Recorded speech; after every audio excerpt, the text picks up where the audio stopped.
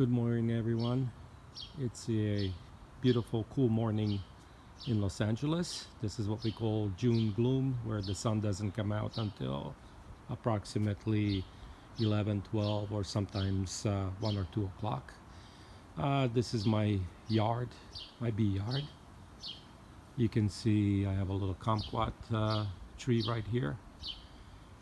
And I wanted to show you every morning along the path when I go to see my bees.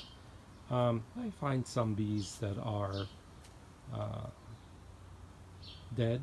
Of course, that's a natural change. Bees take out the old bees that die, and in the morning they end up cleaning everything out, and probably by about approximately noon, 1 o'clock, it's spotless. There isn't a single dead bee on the floor. This is hive number 1. It's a late hive, and this was late in development. I got it from a swarm, so they had to draw everything new. I have some old combs on the bottom, and the top is an extension. But because these bees were not doing so great for the longest time, I ended up going ahead and doing an addition. Once they ended up filling out the full frames on the bottom brood box, I added foundation on top. I have 8 frames up on top. So I treated them with mite away strips, and this morning nothing unusual. A few dead bees like always, and some of them I would usually find deformed bees, which is a sign of the mites going ahead and decimating the hive. So you can also see now on the board, if I come really close, there is some mites down there too. The tiny little dots that you see, those are mites. And so dead mites. That's hive number 1. And then you can see along the floor and stuff, I have some dead bees that a little more than the usual today.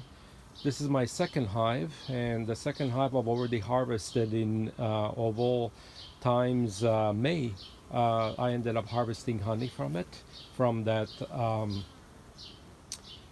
blue, light blue section.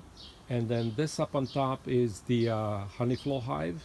I got the insides and I made the outside box, and it's almost 2/3 full with honey. I'll harvest that again in the near future. So this one is doing really good, but I noticed in recent weeks ramping up of deformed bees and diseased bees and in front of the hive. So I'll show you a little bit of a close-up. You see these white leftovers of the bees that were attacked by mites, and they are just before they ended up emerging, but they died, and the bees ended up cleaning them out and dropping it in front, and then the bees will come and they'll clean all that up and take them away.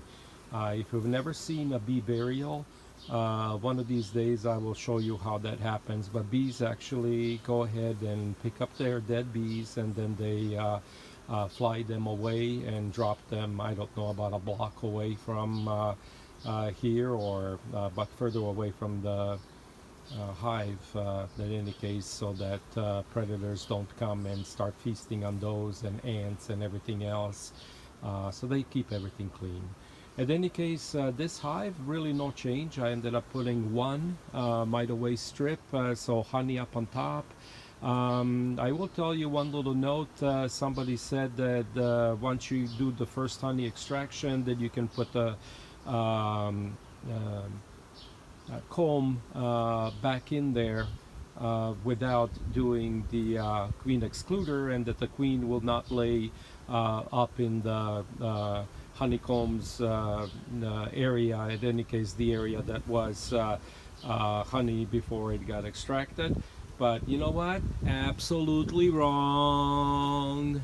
I checked yesterday, and my queen has already, the bees cleaned out every morsel of the honey. They moved it up and around each one of the frames, and then the bees and the queen bee ended up going and diligently populating the whole area. And I have now, in the next couple of weeks, I should have explosion of bees coming from here.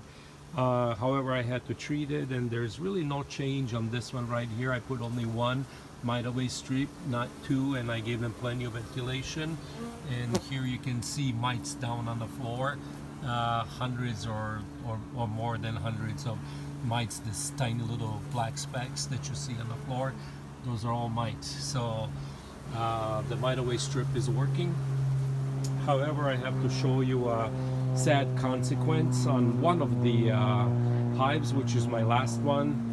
And this one was doing really good. I was kind of contemplating maybe I should and maybe I shouldn't treat for the mites, but I figured since the other two hives are infected that I should probably go ahead and treat this one. So I did. And you can see right here there is a few mites, not as numerous as in that big hive. Of course there's more bees in the other hive. However, you can see the mites, the dark little specks are mites. And so in any case we had to help the bees. We didn't want to lose the hive going into the winter, which we have still some time left. But in any case, the sad consequence of treating with mite away strip is all these dead bees, and it makes me absolutely sad. Now I did offset the hives so that I can have a little more than a little crack on the back here. You can see the void where certainly get plenty of ventilation. However, this is expected, I guess, by their literature. However, I am going to put something out there, and maybe the rest of you that have a lot more experience than I do can go ahead and let me know. But it is my opinion that because of these bees down there dying, that they probably got into a contact with the mite away strip, and that's why they're dead. And I'm kind of thinking that perhaps if the manufacturer ended up making a cartridge where you could still go ahead and treat your bees and have the evaporation of acid normally the way you should, but I think the cartridge around the mite away strip would probably be very helpful. Here is a bee that is burying one and dragging it. You can see along the floor, and they'll keep doing this. They'll either go airborne and they will fly away with the bee, or they will keep dragging it farther and farther away from the hive until it's not sitting in front of the hive. So coming back to this, if we could possibly suggest to mite away people that if they could manufacture a cartridge that would suspend the actual strip so that the bees don't get in contact, but you still get enough of evaporation to do the treatment. And perhaps it would also be safer for, you know, novice beekeepers such as I am.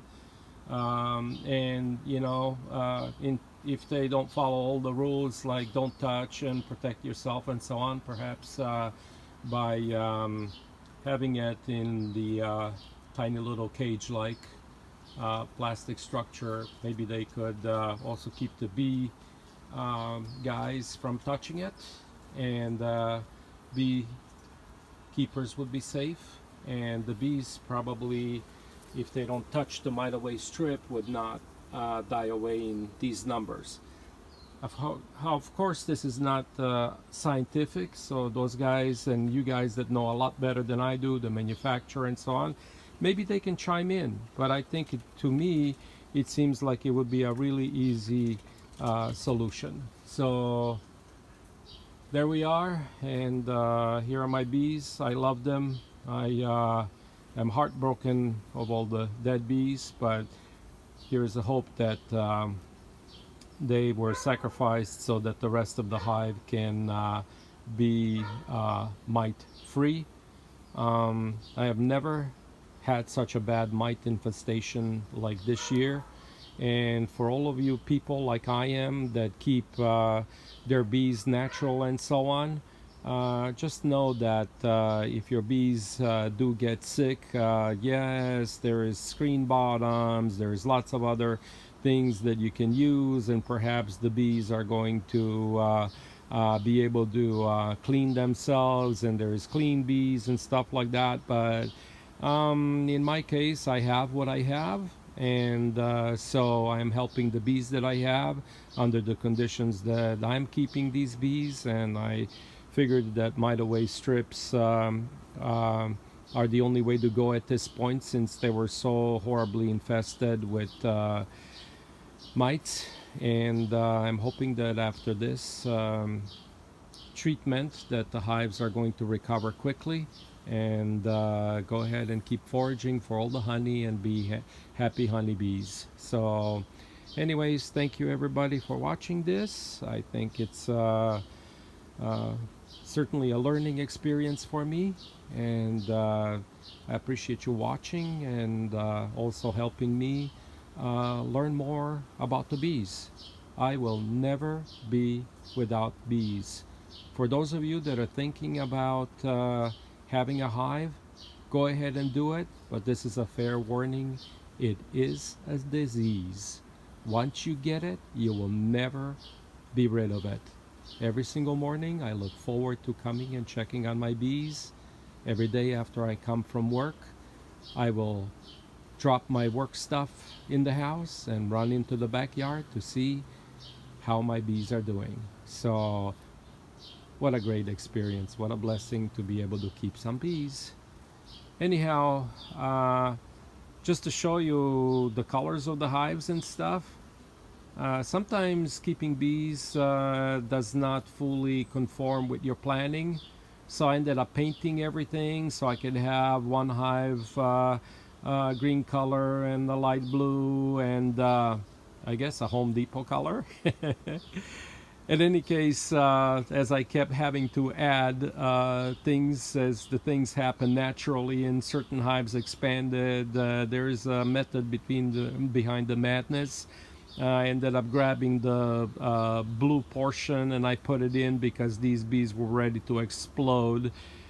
And then I ended up giving these bees the blue portion because I didn't paint the small honeysucker green. So in any case, I ended up having this one ready, so I put that one on, and this one was growing a little bit slower than my middle hive, so I gave them a short or honeysucker expansion instead of the deep.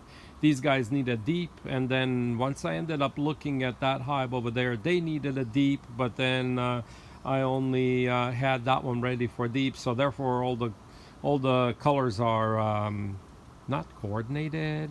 So in the future, hopefully I can get ahead of the success of the bees and go ahead and coordinate all these colors, and the hives are going to look very Caribbean and very coordinated. I will end up making new tops. These are just temporary for right now because, like I said, bees are very busy, and as a beekeeper you're going to have to be busy yourself, checking and expanding so they don't swarm on you. In any case, that's what it is. That's my situation. It's more of a reality than something that you can find online where everything is beautiful and coordinated and so on. But my bees are happy, and I have lots of trees around here, oranges and kumquats, and you can see a big avocado tree over there in the background. And these bees had resources, and they made honey really early this year, and I am so happy with first year. I used to have bees many years ago, but it's been a long time, and I am surprised myself this year. I didn't think that I was gonna get any honey, and believe it or not, out of this one hive body in the middle, the blue one, I ended up actually getting close to 5 gallons of honey. So I am elated. I love my bees, and I hope you get some. If you're thinking about it, don't be scared. You'll learn, and the bees don't mind you learning, and they don't mind certainly um, having a home in the middle of Los Angeles, apparently. And I thank all of my neighbors that have trees and shrubbery and plant kind of flowers that can sustain my bees. But I will tell you, my honey is super tasty. Signing off from Busy BLA. Talk to you later.